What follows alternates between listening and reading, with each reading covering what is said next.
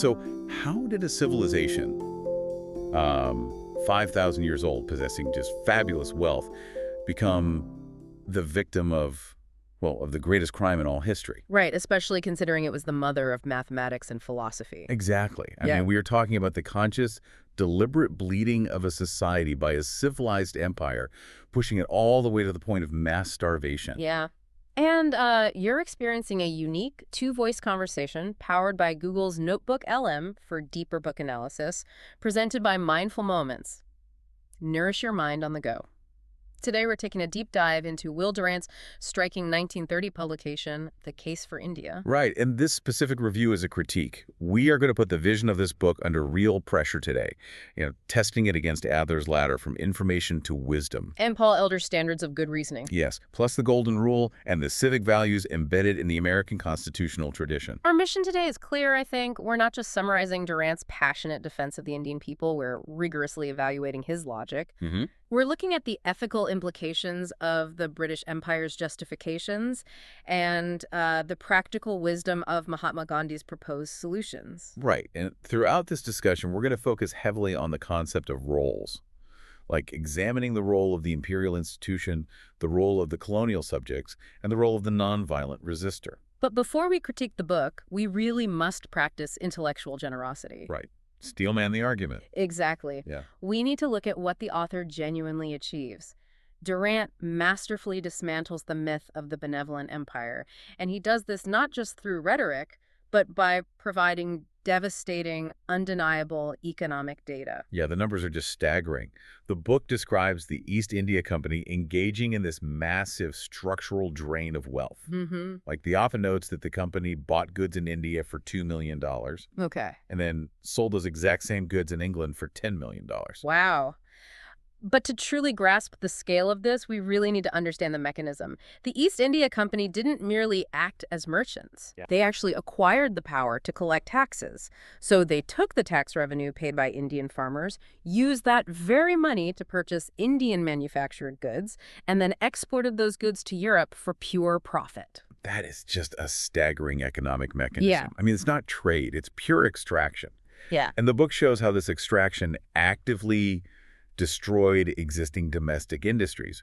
Historically, Indian hand-manufactured goods, particularly textiles, were prized worldwide. Right. But to eliminate this competition and protect their own industrial revolution in places like Manchester, the British imposed a tariff of 70 to 80% on Indian textiles imported into England. We really need to unpack how a tariff like that functions. It's the weaponization of trade law. Exactly. By slapping an 80% tax on Indian goods, the British government made it mathematically impossible for Indian weavers to compete in the global market. While simultaneously, India was compelled by foreign control to admit English textiles almost duty-free. Yeah, as a British historian quoted in the book puts it, this act of self-defense was not permitted to India. She was entirely at the mercy of the stranger. The budget priorities outlined in the text further expose the reality of this power dynamic. The colonial government spent 83 cents a head on the army, but only 8 cents on education. Wow. 83 cents versus 8 cents? Yeah, and I want to offer an analogy here to make this dynamic perfectly clear. It's like a landlord who charges exorbitant rent. Okay. And he uses that exact rent money to hire armed guards to keep you locked inside the house, and then demands you thank him for providing security. That's incredibly bleak. Right. The army was not there to protect India from outside threats. Its primary role was to enforce the internal extraction of wealth. That analogy really captures the exact mechanism of exploitation Durant describes, and I think it transitions us perfectly into evaluating the book using Adler's intellectual hierarchy. Right, Adler's ladder. Yeah. For those who might not be familiar, Adler's ladder is a framework for reading that asks us to move from simply acquiring information to understanding the causes behind that information, and finally to evaluating the practical wisdom of the ideas presented. And at the levels of information and understanding, the author operates brilliantly. He connects the cause and effect of British policies directly to Indian suffering. For example, he shows how the deliberate destruction of native industries, like those textile mills we just mentioned, forced millions of urban artisans back into agriculture. Right, and this sudden, massive reliance on agriculture, combined with historically unprecedented land taxes, directly caused catastrophic widespread famines. Yeah. Durant helps the reader understand that famines were not merely tragic weather events, they were the predictable result of economic policies realized in human starvation. The population had zero financial reserves to survive a single failed harvest. The book really excels at mapping that cause and effect. Yeah. But this is exactly where we must ask, where the text stops short of practical wisdom. Okay, where do you see that happening? Well, Durant places immense faith in Mahatma Gandhi's social philosophy as the ultimate cure for India's subjugation. However, Gandhi advocates for a complete rejection of modern medicine, machinery, and railways. Right, the book details Gandhi calling railways a dangerous institution. Yes. He suggests a return to the spinning wheel and absolute village simplicity. He even rejects modern hospitals. Wait, really? Hospitals? Yeah, claiming they propagate sin by simply repairing the body without demanding spiritual reform from the patient. Hold on. I mean, I understand rejecting British textiles as a political strategy, unplugging from the economic machine. But rejecting hospitals? It's extreme, for sure. How does the book justify that when people are dying of preventable diseases? I have to push back strongly against Durant's framing here. Is romanticizing extreme asceticism actually a wise or viable blueprint for a nation of 320 million people facing mass poverty? The author implies that this extreme asceticism is a profound spiritual victory over the materialism of the West. But from the perspective of Adler's framework, you are completely right to question if this represents actionable wisdom. Right. Rejecting British goods is undoubtedly a powerful political weapon for independence. Boycotts cripple the economic motivation of the empire. Exactly. Unplugging the economic machine makes total sense. Right. But a modern state requires logistics, sanitation, and medical care to protect its citizens. Yeah. Gandhi's vision, while morally pure in its intentions, seems to offer no structural mechanism for sustaining the very population he wishes to liberate. It feels like an abdication of the state's role to protect basic human needs. This is Mindful Moments, where we turn powerful books into clear, rational conversations for readers, students, and educators. Keeping that rationality in focus, let's turn to the ethical vision presented in the book. Let's do it. We must test the British defense of their empire using the modified Golden Rule, which evaluates fairness based on reversing roles and protecting basic needs, alongside the United States' preamble values of justice and the general welfare. So the book outlines two distinct defenses used by the empire. The first is what Durant calls the Nietzschean defense. Yeah, the right of the stronger. Exactly. It's raw. British officials, like Sir William Joynson Hicks, are quoted saying they conquered India by the sword and intend to hold it by the sword for the goods of Great Britain. I mean, it is a breathtakingly honest admission of imperial motives. Truly. But then there's the secondary British defense, which claims they brought civilization and justice to the subcontinent. Right. They point to the abolition of sati, which was the historical practice of widow burning.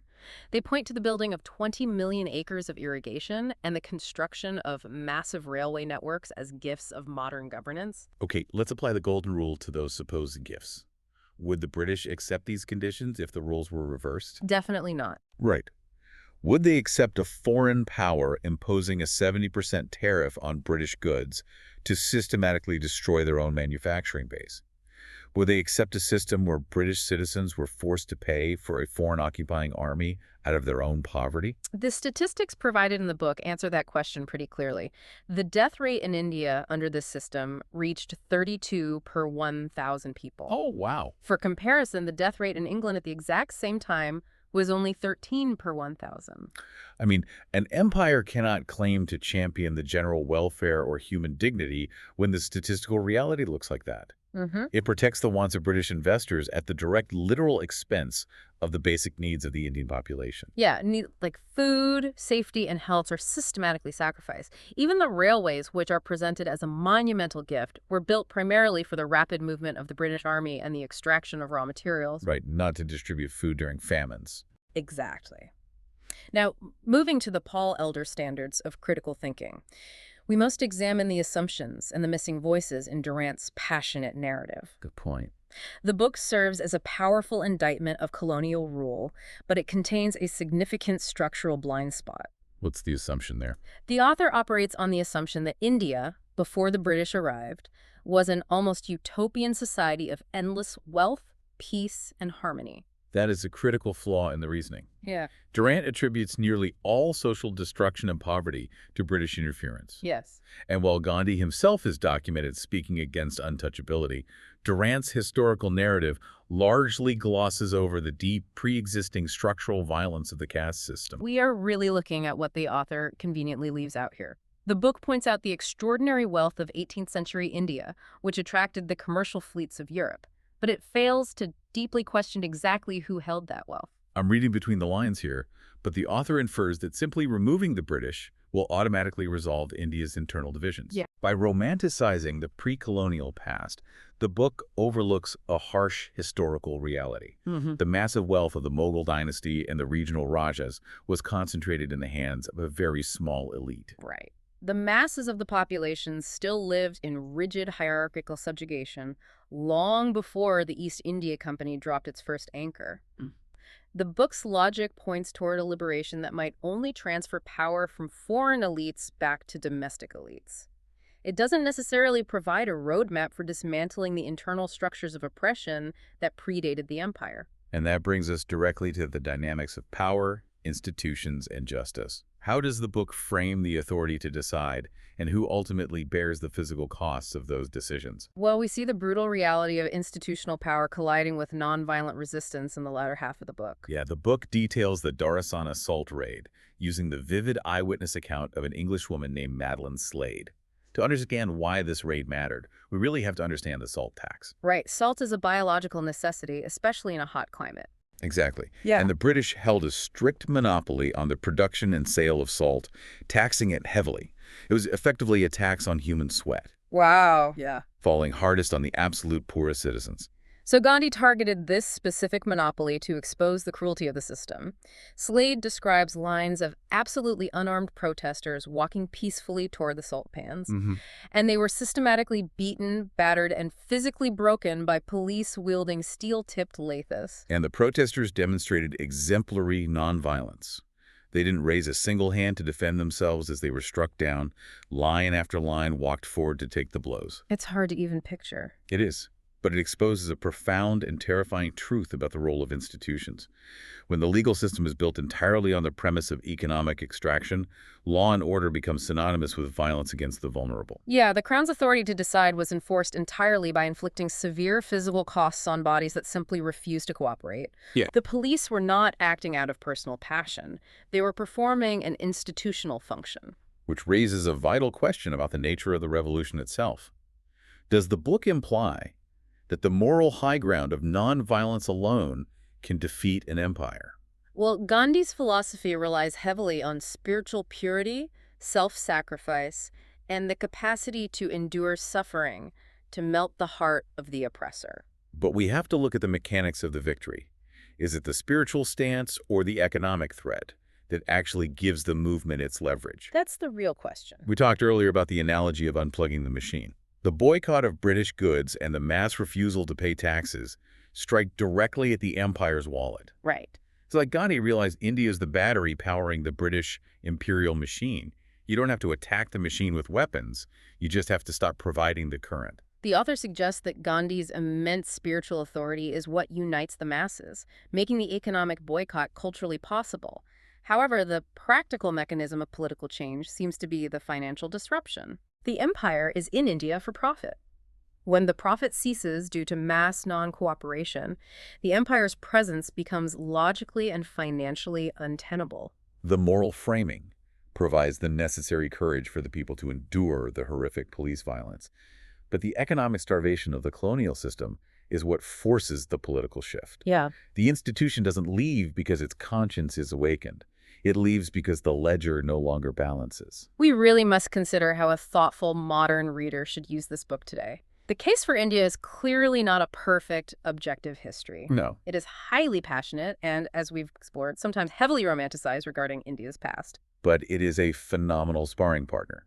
The book serves as a necessary, devastating corrective to the sanitized textbook narratives of imperialism. Absolutely. It forces the reader to confront the staggering human cost of empire building, moving beyond abstract trade policies into the reality of engineered famines and institutional violence. However, it requires the reader to critically supplement it. You must look outside the specific text to fully understand the complexities of Gandhi's anti-modernism and the realities of India's internal class and caste struggles. Right. It's a partial map.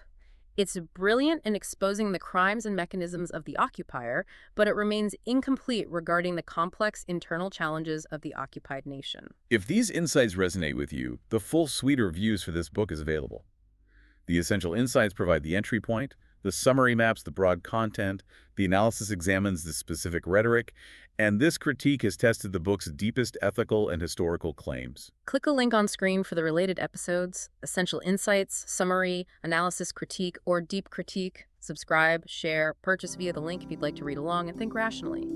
See the many genre-based book podcasts at Mindful Moments and nourish your mind on the go. We will leave you with this final thought to consider. The book details a heroic struggle to throw off a foreign power using ancient spiritual principles and deliberate technological regression.